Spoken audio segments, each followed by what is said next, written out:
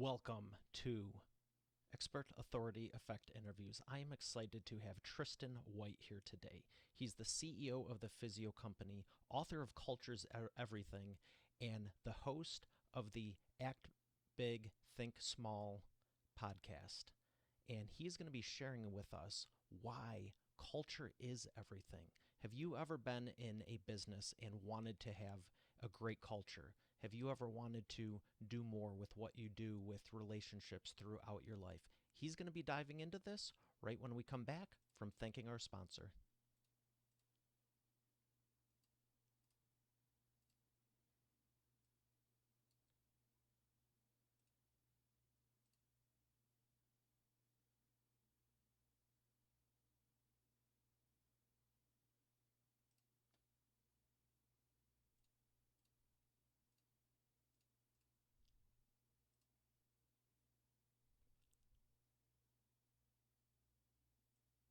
Here he is, ladies and gentlemen, Mr. Tristan White. Tristan, how are you doing today? Mario, I'm fantastic. Great to be here on your show. I am excited for you to share with the audience. I've been looking at what you're doing, and it's phenomenal. So let me just ask, what inspired all of it? How did you get started? Mario, an important part of my backstory is that I'm a physical therapist by profession. And I started out a small physical therapy business more than 15 years ago. And it was just me for a start. And then I started growing a team. And I started growing a team, and it was completely by default. I really didn't know what I was doing as a business owner or a team leader. And I somehow created this little business, but it was a big mess. And I didn't know how to lead a team or communicate clearly.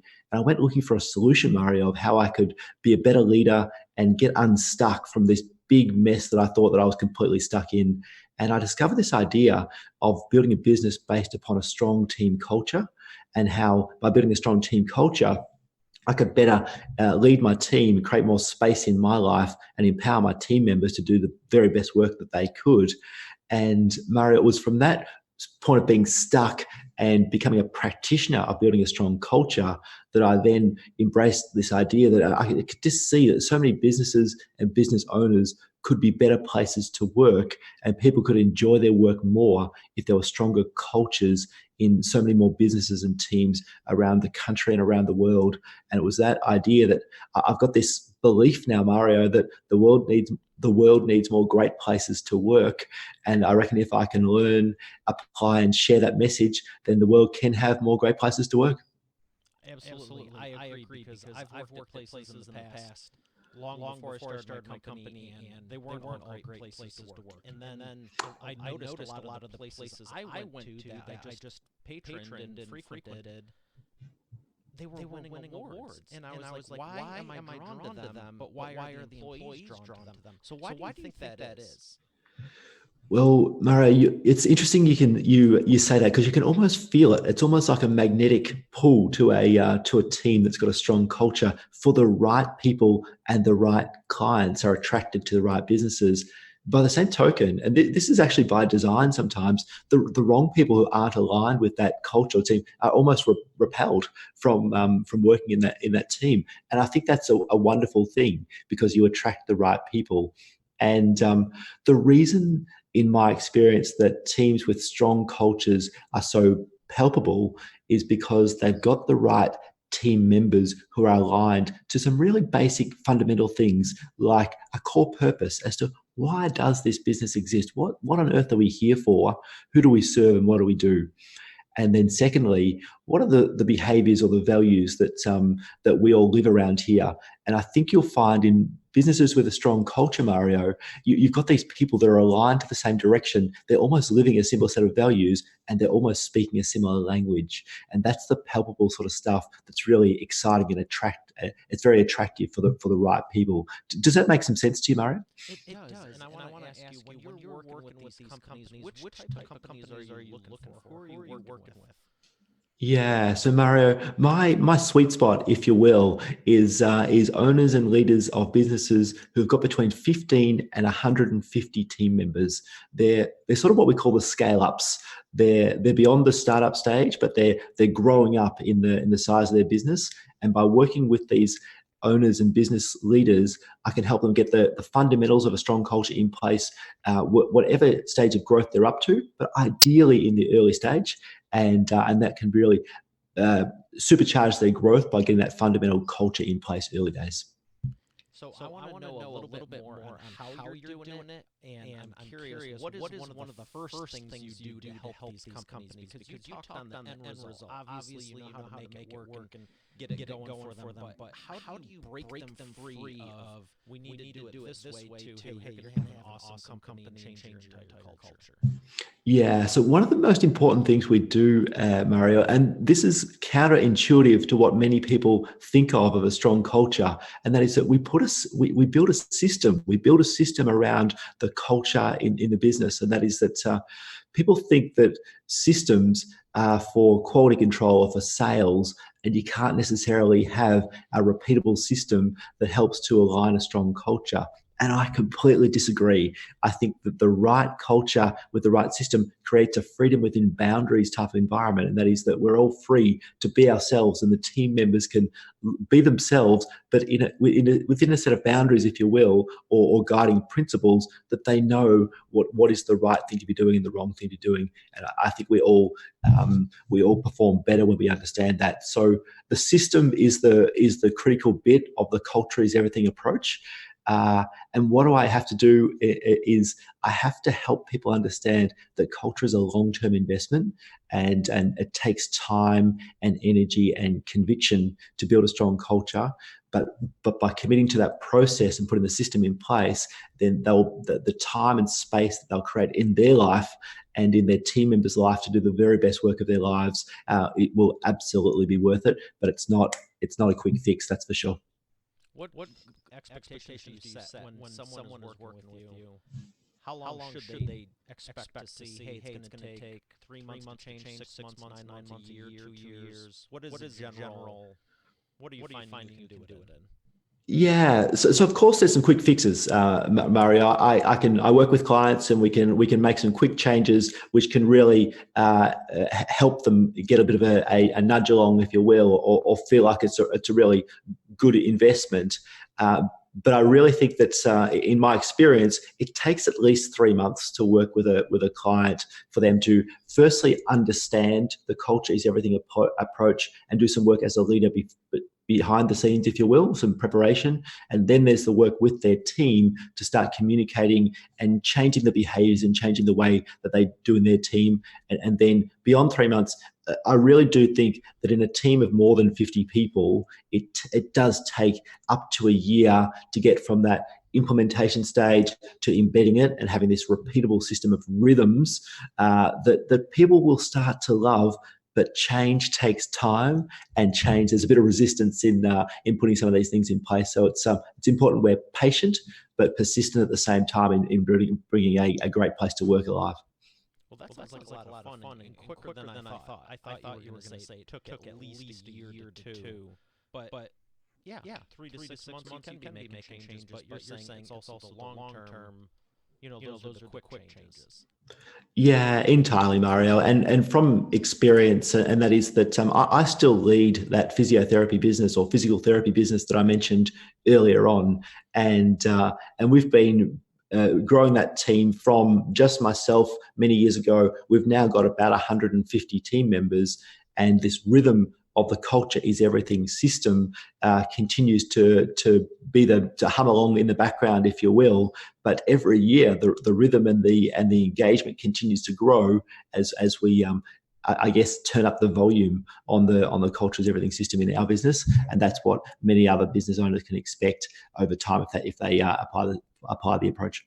Excellent. So let's talk about decision making, because you said something that caught my attention in the last bit. You were saying having the culture to know what's right and wrong. How do you define what's right and wrong in the new culture versus the old one? Yeah, so really important point, Mario, and so important point. A culture by default is when there really is no approach to culture, and we find leaders, business owners, and even team members pretty much firefighting and being reactive all day, every day. It's an exhausting place to be in a team with a culture by default, and whether you like it or not, your team's got a culture by default. A culture by design is where you actually intentionally put things in place for people to understand what it is we do around here. And that's when you create the space that I think is so very important. And Mario, an example of a decision-making tool or guide is a core purpose, or Simon Sinek, if you follow Simon Sinek, he would call it a why an organization exists. And for example, the physical therapy business that I lead exists to help seniors, and that's older people, to stay mobile, safe, and happy. And that's our core focus.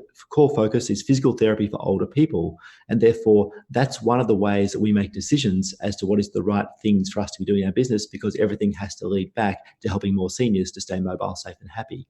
And so that's one of the ways that we make decisions, by referring to our core purpose. Similarly, I think it's really important that an organization has between 3 and 5 core values or guiding principles, and quite simply, the way we do things around here.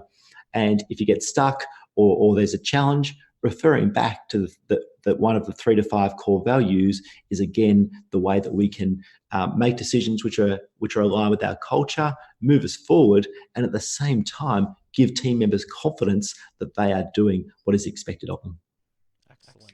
So with all the companies you've helped over the years change the culture, who would you say is the biggest transformation you've been able to give?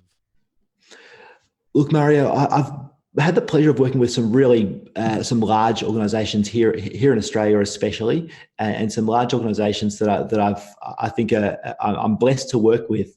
By the same token, I think some of the best results that I've had, that I enjoy, are the small organisations, because by contributing to the foundations of their strong culture and then enabling them to scale up in a way which attracts the right people and enables the business owners and the senior leaders to have the space to grow that business, is really important. So I think there's a small number of accounting businesses that I've worked with here in Australia.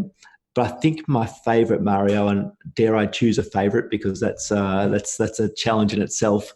But I've worked with a few primary schools, to help them to establish their culture of teachers, and also the culture for teachers to lead their classrooms. And I just think that if I can help to build the culture of an education institution, which can help to guide kids to a better education, then I think that's the most powerful thing that I can probably do.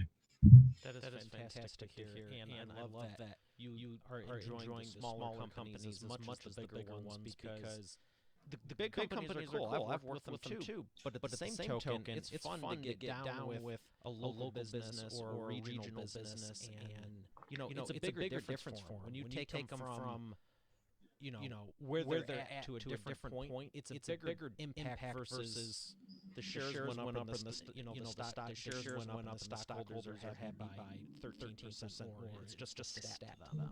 Yeah, and Mario, I'm with you, and I've got a very small team that I worked with earlier this year, about a 12-person business. They were just getting moving, but the opportunity is for them to scale to a 20-person, then a 50-person, 100-person business, and it's multiple 100% growth, and I think there's real excitement around that. That is exciting. So what else I find exciting is the show you were telling me about. How has your podcast changed your business? Yeah. So Mario, the Think Big, Act Small podcast is the name of the show. It's part of the Culture is Everything community, and so I've got a community of people who subscribe to an email newsletter and listen to the Think Big, Act Small podcast. They both come out weekly, newsletter on the weekend and podcast during the week. And the podcast has been exceptional, not only for my ability to spend time really diving deep into the ideas and teaching or sharing or exploring ideas in an audio way, but just by having these AirPods or earbuds in, and having a really close relationship with my listeners and the people in my community is so powerful. And I just love the text messages, the emails, the social media comments that the people are listening in, they're learning, and then they're asking questions. It's a powerful way that's really helped to grow the message that I love to share. Where can people find that? The place to find me on the web is tristanwhite.com. Don't forget the AU. I am down here in Australia. So tristanwhite.com.au is the home on the web. And of course, the Think Big, Act Small podcast. You can find it in iTunes. You find it on Spotify, in all the usual places. Excellent. So tell me about culture is everything. Why did you want to write a book and not just work with people one-on-one? Culture is Everything is the book that I wrote and released, Mario. And the reason I released it was twofold. One, to document the great work that we put in place at the the physical therapy business, and the system that had been created. And then to celebrate that work and celebrate the wonderful people that I work with at the Physio Co. And secondly, to share the idea. It's quite simply about sharing the idea of how a system around a strong culture can be built around a system. And the more people that know about that, apply it, grab it, and apply it in a way that works for them. So that the system clearly has got a structure, but I'm not here to say exactly how it should be run. People will tailor it to their own language, their own industry, their own business. And so they're the two reasons, mate, to really share the idea with the world and to celebrate the work we've been doing in our physical therapy business. What's the most creative thing you've seen someone do to tailor to their business?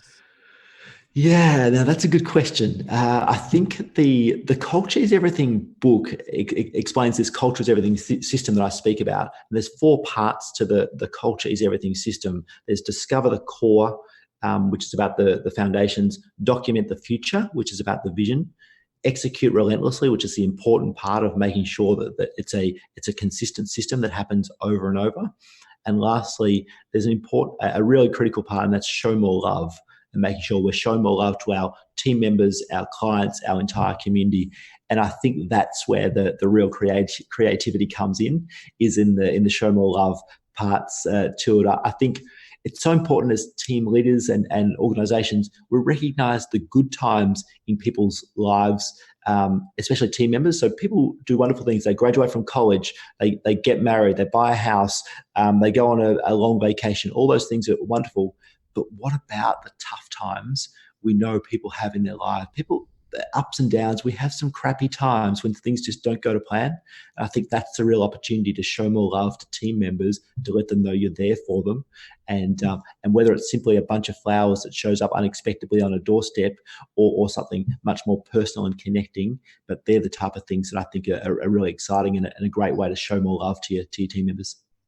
Why do you think people have gotten away from it over the years? Because I wasn't around in the 1920s. I'll be around for the 2020s. But I hear stories of the 1920s, the 30s, 40s, 50s. Let's just say 50, 100 years ago, make it easy. Businesses, it seemed like they really cared about where they were working with. They bend over backwards to entertain clients, do all this. And I've noticed a lot of companies nowadays are more transactional, unfortunately. Where do you think the breakdown occurred, and what's perpetrating it over the years on the basis of your step four, show more love? Why do you think people miss that? Yeah, so Mario, I'm with you in the fact that old is new again. There's no question about that. That old-fashioned values and old-fashioned connection with people and care for people is definitely back again. And I'm so pleased, because I think that is absolutely what we all should have been doing forever. But I think for some reason, Mario, and I don't know the answer, but we all got so focused on ourselves. I think the world became very much focused on what we can do, and we become very self-centered. And I think there's a wonderful, I think it's an African proverb that said, to go far, you have to go with others. You have to go with a group of people. And unless you connect with people by showing love, to connect with people, you actually have to give of yourself, and you have to be caring towards other people, not only when you feel like it, but every single day and every single connection. And it's part of the core value set at the Physio Co. is we should have positive first impressions. And I think it's so important that people realize that positive first impressions aren't only the first time that you ever meet someone. It's the first impression you have when you speak to them that day or that hour or that month. And if you greet someone beautifully in the morning, but then you walk past them in the office or in the street later on, then that ain't a good first impression. And I think we have to be self-aware enough to realize that the way we communicate, the way we present ourselves is super important every moment of the time we're interacting with other people. I agree 100%. What do you think is one thing everyone could do to improve on that area of their life? Oh, I think we need to smile more, Mario. Pretty simple sort of concept. If you want the easiest thing that I reckon we can do, smile more. Look at other people, look in their eyes, not in a creepy way, just in a caring way that says, "Hey, I see you. I know you're a wonderful person over there, and I just wanted to acknowledge and say hello, smile, acknowledge you, and keep doing what you're doing. Do that with your face, do that with your eyes, and just connect more with human beings without, as I reach for something over here, Mario, without spending our lives staring at cell phones. I think there's such a opportunity to connect personally to other people. I love it. I absolutely love it. It's about And it's so simple, Mario.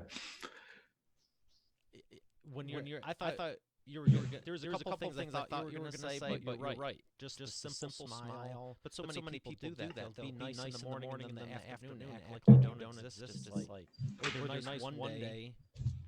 It's like you have to eat every day and take a shower. It doesn't last forever. What makes you think this well? I was nice to you 10 years ago. Shouldn't that still last now? All right, so you have been sharing some great information, and I'm excited for the second half. We're going to thank our sponsor and come back for the imperfect action round.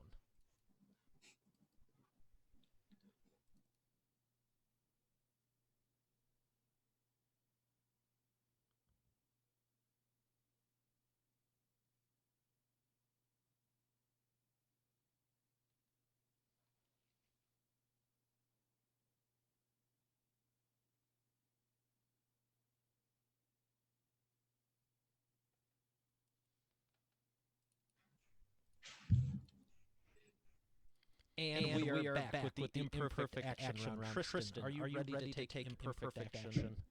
I'm always ready, Mario. This is great. All right, first question. What is the fastest path to the cash? Mario, the imperfect question started with, didn't hear the question. So could you please ask me that one more time? I have no problem with that. And we are back with the imperfect action round. Tristan, are you ready to take imperfect action? I'm ready to go. First question. What is the fastest path to the cash? To the cash. Got it. The fastest path to the cash.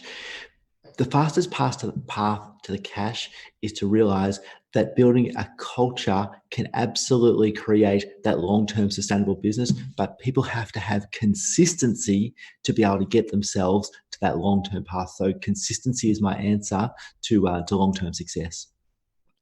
I love the answer. I know most people know they need to do it, but that's like a gym membership also, right? Absolutely. It takes time. Let's expand on that. How can we incentivize people? Because joking aside, everyone knows they need to be more consistent. They know how to do stuff. But how can we incentivize them to go, you know what, it's really worth it, even if it's uncomfortable up front? How can we make it easier and more incentivized for them? I think the answer to that, Mario, is that the more, just like going to the gym, it's a good example. The more you go to the gym, the stronger your body becomes, and you fitter you feel, and you feel like you are a stronger person. You can get more done. We have to do the same with our self-awareness, and we have to do the same with our ability to connect with other people. The more we practice, the better we get at it, and the better we get at it, the better our life becomes. And again, I know that seems like a big idea, but the act small thing is notice when you might be thinking, you know what, I'll just avoid that contact with someone else, or I'll avoid that. I'll just look at my cell phone rather than actually connecting with someone. Notice that. Go easy on yourself. Don't beat yourself up, but actively choose to connect with another person in a consistent, authentic way. And if you can notice yourself doing what is the easy thing and then actively choose what you know is right, that's when I think we can start to take some action, Mario. That's a real good answer. Thank you for that. You're welcome. second question is, what is the best way? No, that's not. Sorry. The second question is, what is the biggest problem you see your prospects making and the fastest way they can fix it? So, the biggest problem that I see people doing in terms of building a strong culture is having great aspirations to build a strong culture, but never getting to it. Uh, and the only reason that they ever get to spending time on their culture is reactively when stuff goes wrong or when morale is down. People think, you know what, let's have one of these culture days where we down tools and we all go 10 pin bowling or we go to the movies or we do something like that. And it's amazingly reactive and it doesn't have any of the long term benefits of putting a strong culture in place. So, reactively firefighting to culture as opposed to taking the time to plan and invest in over a long period of time is clearly the biggest challenge that I see. I love that. Number three, what is the best way to maximize customer lifetime value? The best way to maximize customer lifetime value is one of the very first parts of the culture is everything system, and that is core purpose. What are we here for as a team? If as a team we can decide exactly what we're here to serve and we can commit to that over a long period of time, we can identify the needs and wants of our team, of our clients, and we can continue to serve and get better and better at serving that client over a period of time. We are so valuable to them that they'll just keep coming back and keep coming back to be a long-term part of your business. Very good. What is a book you would suggest everyone read? I'm clearly biased to people-focused leaders, Mario. So there's a little book. It's an oldie but a goodie that I think is so important. It used to be called The 1 Minute Manager. It's been updated. It's now called The New 1 Minute Manager. Amazing creativity in the title, but it's a powerful little book. It takes less than an hour to read, and really powerful way to self-reflect and become a better communicator when working with other people. Excellent. Well, I have absolutely enjoyed what you've shared. Where can everyone find you again? I know you mentioned tristanwhite.com. Yeah, tristanwhite.com. Don't forget the .au, Mario. I am down here in Australia. So Tristan White. That's on the show notes. That's fine. tristanwhite.com.au is the place to find me on the web, and the Think Big Act Small podcast on, I think I did say iTunes before, Mario. I should correct myself. It's clearly Apple Podcasts. I think we get in trouble by saying the wrong thing, but yeah, that's where to find me. And as far as the book, where's the best place? Your website or Amazon? Amazon is the best place to. Yeah. You can download a free chapter from the tristanwhite.com.au site, but Amazon is the best place to get the book. And there is one little tool or one little download that might be of interest to people. There's called the Culture is Everything checklist. It's a list of all the items in the Culture is Everything system. There are 19 steps, and you can download the 19-step checklist. And as a starting point, just audit your own team, your own culture, and check where you're at. Maybe you've already nailed a lot of it, or maybe there's a few opportunities to improve. But tristanwhite.com.au/checklist is where you can find that one. That sounds like a great resource. I'll make sure all the links are proper in the show notes on your page. Thank you so much for sharing with us. I've had absolute pleasure. You're welcome, Mario. Thanks for having me on. All right, Expert Authority World, we got another great episode. I'll see you on tomorrow's. Have a great day, and God bless.